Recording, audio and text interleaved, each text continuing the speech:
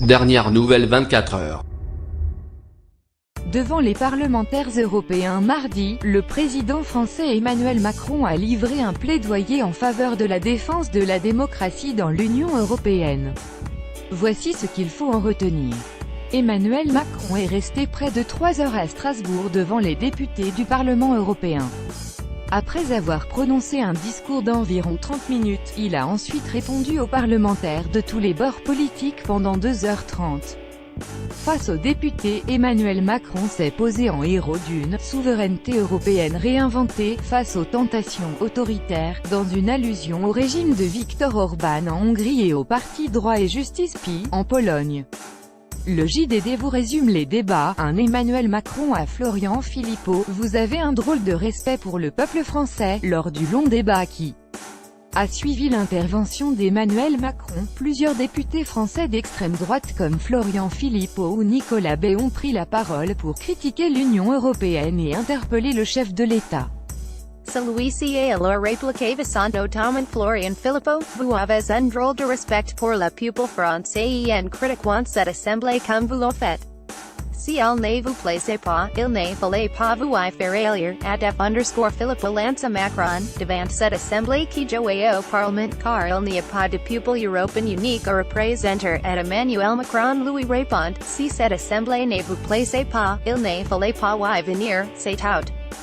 Qui joue au Parlement car il n'y a pas de peuple européen unique à représenter. Lire aussi, Emmanuel Macron est-il vraiment un pro-européen? 2 En Syrie, les frappes ne règlent rien, reconnaît Macron. Le président français Emmanuel Macron a reconnu mardi que les frappes menées contre des sites d'armes chimiques en Syrie ne règlent rien, mais que la France, les États-Unis et le Royaume-Uni sont intervenus pour l'honneur de la communauté internationale. Regardons nos principes en face et demandons-nous où nous voulons aller. Ces frappes ne règlent rien, mais elles mettent fin à un système auquel nous nous étions habitués, qui est que, en quelque sorte, le camp du droit serait devenu le camp du faible, a plaidé Emmanuel Macron d'un ton combatif.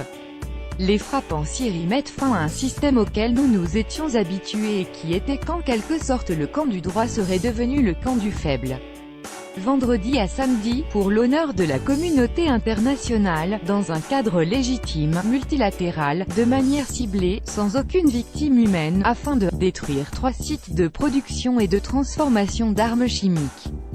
Lire aussi, Syrie, après les frappes, les Occidentaux veulent trouver une solution politique. Il a ensuite précisé que la France continuera à travailler à une solution politique inclusive pour la Syrie en parlant à tous les partis, la Russie, la Turquie, l'Iran, le régime et toutes les forces d'opposition, pour construire la Syrie de demain et réparer ce pays. Mais nous ne construirons pas la Syrie de demain si nous détournons le regard pour la laisser au régime de Bachar al-Assad et à ses alliés une fois qu'ils auront terminé le sale travail qu'ils mènent. Je vous le dis franchement, a-t-il ajouté. 3 Macron appelle l'Europe à résister aux tentations autoritaires. La mise en garde a été ferme. Emmanuel Macron a dressé un tableau sombre de la situation du vieux continent sur fond de montée des populismes et du sentiment anti-européen dans nombre de pays de l'UE. Une allusion notamment à la Hongrie et la Pologne.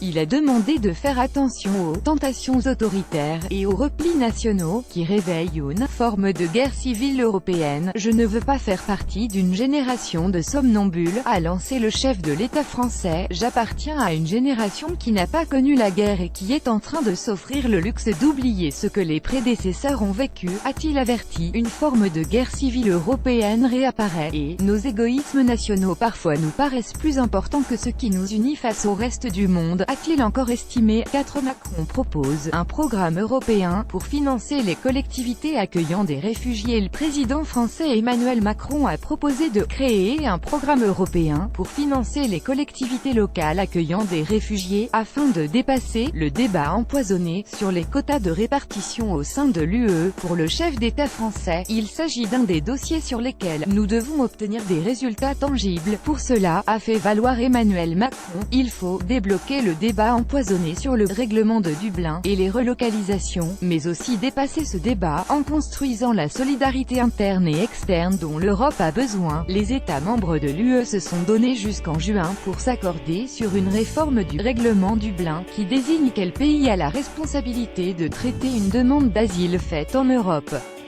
Ce dispositif décrié la confie presque toujours à ceux de première entrée dans l'UE, faisant peser une charge démesurée sur des pays comme la Grèce et l'Italie, mais sa réforme est enlisée depuis près de 2 ans, avec AFP.